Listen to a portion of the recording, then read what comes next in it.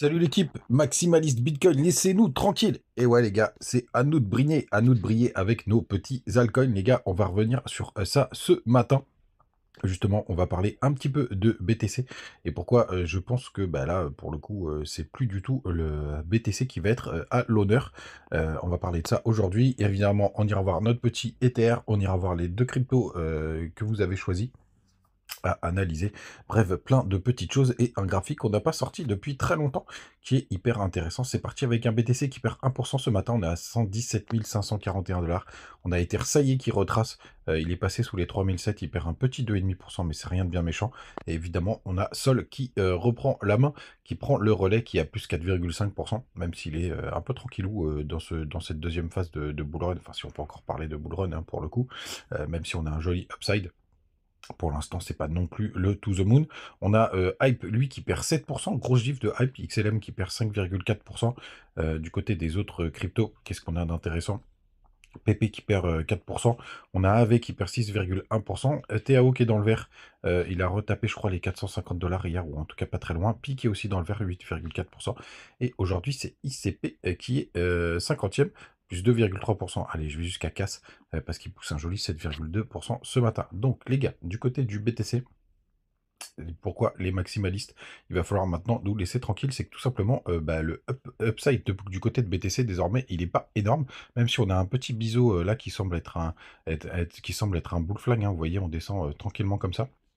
Et en général, vu qu'on a laissé des stops en haut, c'est une résolution qui peut être plutôt haussière, en sachant en plus qu'on a été gratter les stops. On n'a pas été gratter les stops aux 115 000 $, mais vous voyez, je vous avais parlé de ce fameux range. Pour l'instant, il fait hyper bien son job, tout simplement, mais surtout du côté de BTC. Pour moi, bah, c'est pas la fin des haricots, bien entendu, parce que je pense qu'il va faire des nouveaux plus hauts, notamment du côté de Bitcoin Euro. Mais désormais, le upside est quand même tout pourri comparé à ce qu'on pourrait avoir sur les alts. Donc je pense que c'est vraiment un autre briller. Tiens, le pullback, il est magnifique sur cette sur cette petite trendline. D'ailleurs, le bull flag est plus joli du côté de Bitcoin Euro. Parce que on va prendre vraiment tous les cas que vous aimez tant. C'est à votre avis, à combien BTC va aller sur ce cycle? Tout simplement, on prend la petite règle, hop, et si on se dit, je sais pas, par exemple, que ça va aux 150 000 $, si j'arrive à la faire marcher, merde, ça c'est la règle des barres, pardon. Elle ou la petite règle des pourcentages? Si, non, c'est bon, c'est ça. Donc par exemple, là, si on va jusqu'au... où est-ce que qu'est-ce qu'il m'a mis 119 000 $? Il est malade celui-là. Oui, si je peux la prendre comme ça, parce que ça fait les deux. Hop. Si on va par exemple jusqu'au 150 000 $, tac, tac, tac, qui nous bande déjà assez haute, ça fait un petit potentiel de 30%, les gars. Donc c'est vraiment éclaté au sol, hein. On n'est pas sur la crypto pour aller chercher des petits 30%. Ça ne nous intéresse pas du tout. C'est pour ça, les gars, bah, que le upside, il est quand même tout pourri aux 150 000 $. Hein. Après, on pouvait regarder jusqu'aux 200 000 pour les plus fous d'entre vous, même si j'y crois pas du tout. Tac, tac, tac sur ce cycle. Mais c'est possible. Ah, merde, je vais même pas avoir le... Je vais pas avoir le... Il va pas le mettre si. Tac, tac, tac. Jusqu'aux 200 000 $, ça nous fait... Hop, un peu moins de 75%, désolé les gars, sur téléphone, 75%, allez, un peu, on va dire 70%, donc c'est quand même pas folichon, folichon. Donc les maximalistes, s'ils visent aller jusqu'à 70% de hausse, ce qui est très bien, hein, attention les gars, mais c'est pas du tout pour ça qu'on est là.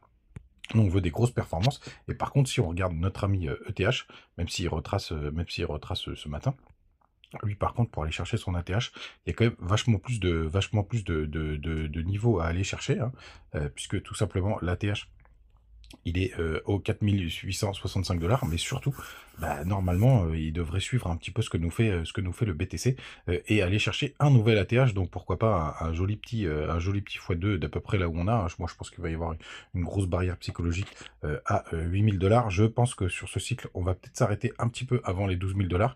Et on le voit d'ailleurs avec le upside qu'on a du côté de ETH face à BTC. Putain, j'ai les doigts pourris. Désolé les gars, je vous fais une soirée un peu trop tardif hier. Et bah, tout simplement, on a un upside qui est assez énorme pour aller chercher des niveaux qu'on n'a pas touchés depuis très très longtemps, hein. Même si on a cette première trendline. Donc les gars, bah, pour le coup, pour moi, les maximalistes Bitcoin, bah, où ils ont eu leur tour, hein, ils ont bien profité pendant cette première phase. Mais maintenant, bah, je ne serais pas surpris que ce soit aux autres cryptos d'exploser. avec ETH qui se déverse un petit peu dans les alts, et je vous partageais ça hier, la gueule de l'Alcon Season Index. Alors je le rappelle, il faut absolument le voir en hier, et regardez, pour arriver, ça c'est le top de décembre 2024 qui est arrivé en haut du range, et regardez, là on est que là, donc ça veut dire que si on voudrait avoir, si on veut avoir une belle Alcon Season, où est-ce qu'elle est là? Hop, vous passez en hier juste là, regardez tout le upside qu'on a pour aller chercher jusqu'au niveau de la Alcon Season Index, donc avoir quelque chose de complètement fou du côté des alts. Donc franchement, s'il se passe quelque chose en deuxième phase de bull run, bah, tout simplement, je pense que ce sera plutôt les alts qui vont en profiter, bien entendu. Enfin, il faut que ça pousse, hein, tout simplement. Du côté du Total 3, pour l'instant, je voulais quand même regarder parce que je pense qu'on arrive sur des grosses résistances. Non, on n'a pas été encore, non, on n'a même pas été touché notre petite trendline juste là, mais on peut avoir des choses assez stratosphériques, hein. On a toujours des extensions de Fibo qui nous emmènent aux alentours des 3000 milliards de dollars avec un premier up aux 2000 milliards. Pareil, ça nous fait quasiment un x2. Donc souvenez-vous, Bitcoin, pour moi, il ira chercher maximum un petit 30% quand on ira, pourquoi pas, chercher un joli x2 sur les alts. Alors il y a certains qui feront moins, certains qui feront plus, à minima.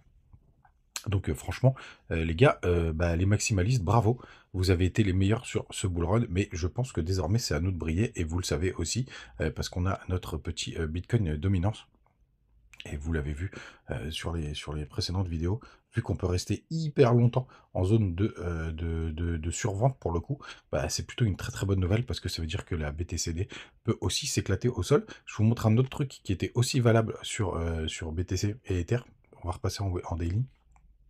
Je voulais vous montrer ce qui s'était passé pour que vous voyez qu'Ether aussi, il a à peu près la même possibilité de up que Bitcoin. Vous voyez ici, là, on est en zone de survente du côté de surachat, pardon, du côté de Ether face à BTC. Hein, vous voyez, c'est vraiment dans le rouge écarlate, hein. On a même touché les plus hauts qu'on avait touchés en 2021. Je vais vous montrer ça, bien entendu. Hop, si j'arrive à faire, ça veut bien marcher du côté de... Ah putain, il va me l'enlever cet enfoiré, pardon.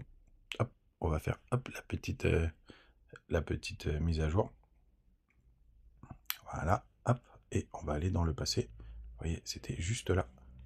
Regardez, on a touché les plus hauts, mais surtout, ça c'était en mai 2021, donc quand on a touché la TH du côté d'Ether. Mais vous voyez, on est resté très longtemps en zone de surachat, donc on peut l'atteindre. Par contre, on est sur des grosses résistances, hein, vous voyez, ETH BTC. Peut-être qu'il faudrait qu'on latéralise un peu, et que ETH latéralise un petit peu au niveau où on en est. Tout simplement pour dégonfler sur peut-être quelques jours, hein, ça ferait du bien. Mais pour l'instant, les gars, RAS, on peut rester pendant très longtemps en zone de surachat. Du côté des autres indicateurs, en plus, on voit les fundings, ils sont encore très calmes, hein. Je vous l'avais dit sur cet indicateur, vérifier la heatmap des fundings est très importante. Et on n'est toujours pas dans le rouge écarlate comme on a connu au mois de novembre. Et d'ailleurs, ça avait commencé en octobre, hein. Vous voyez, ça a commencé le 31 octobre. Et là, pour le coup, il y a eu un peu de rouge, mais rien de méchant. Et c'est du côté des cryptos, de crypto qui étaient effectivement très hype, notamment la crypto Trump. Mais franchement, rien de dramatique. Bien au contraire, 71 le crypto Fear and Greed. On a le dollar qui retrace, qui continue sa chute, donc ça c'est plutôt bien, 2,16 millions de Bitcoin sur les échangeurs. On n'oublie pas, on vérifie le dollar dans sa petite descente, si ça veut bien fonctionner. Hop, vous voyez, sa petite descente, il continue. N'oubliez pas, on attend d'aller chercher ces plus bas, potentiellement pour avoir atteint le top de notre petit bull run. Donc vraiment, moi je suis très positif, hein, sur les alts pour le moment, même si je sais qu'il y a cette histoire de liquidité qu'il n'y a pas. Mais je suis assez positif là-dessus. Et il y a beaucoup d'indicateurs qui l'indiquent, hein. Je suis hyper prudent parce qu'on sait très bien que crier à l'all season, c'est pas mal arrivé ces derniers temps, pour le coup, et parce qu'il y avait des indicateurs qui pouvaient nous donner de la surchauffe du côté de BTC. Donc je suis très prudent, et c'est ça aussi qui me rassure, parce que je suis hyper prudent pour vous dire ça. Bah, parce que tout simplement, bah, il y a eu quand même pas mal de faux signaux depuis qu'on regarde les indicateurs. Mais je trouve ça beaucoup plus rassurant, finalement, d'être très prudent, parce que ça veut dire que tout le monde hésite un petit peu.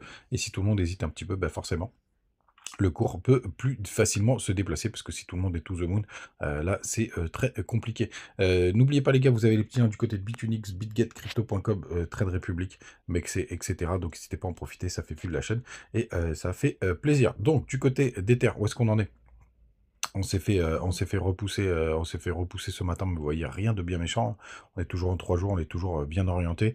Vous le savez qu'on attend on vérifie bien les croisements MACD qui nous donne des signaux, et vous voyez, en weekly, c'est toujours pareil, et c'est assez normal de se faire rejeter, vous voyez, regardez cette grosse zone de 3856, là on est, ça a été rejeté une fois ici c'est les clôtures de bougies qui sont, ouais, vous voyez, 3878, donc on est vraiment au niveau des clôtures de bougies, donc c'est normal qu'on ait cette grosse zone de résistance qui est vraiment une zone, moi je pense qu'on essaye de faire un petit tremplin avant de repartir, si on descend sur les plus petites time frames, on va voir ce que ça va donner. Ouais, en 4 heures, il y a un petit, il y a rien de très intéressant. En plus, on vient d'aller chercher la liquidité sous les 3676 pour pouvoir tenter de repartir. Est-ce qu'on a été touché ce support qui est juste là? Hop.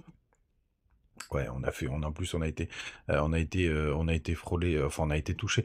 Cette zone de résistance de l'époque est devenue une zone de support. Vous voyez, ça a été travaillé plusieurs fois ici. Et maintenant, c'est devenu une zone de support sans pour autant, en plus, en ayant récupéré les petits stops. Donc, c'est plutôt pas mal ce qu'on est en train de voir. Allez, les gars, on fait vite de crypto parce que j'avais pas vu le temps passer.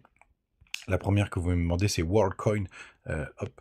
Pas de fondamental de ce côté-là, mais je crois que c'est très lié à l'intelligence artificielle. La charte est très jolie, entre guillemets, parce qu'on a été chercher un nouveau point bas juste là. Donc si vous croyez en cette crypto, il y a pas mal de upside à faire. On essaye de faire un double creux ascendant.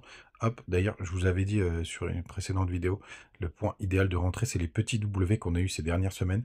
Hop, il y a eu un petit pullback en plus juste là. Donc le point d'entrée idéal, c'était les 1$ tout simplement. On est à 1,20. Ça retrace un petit peu ce matin.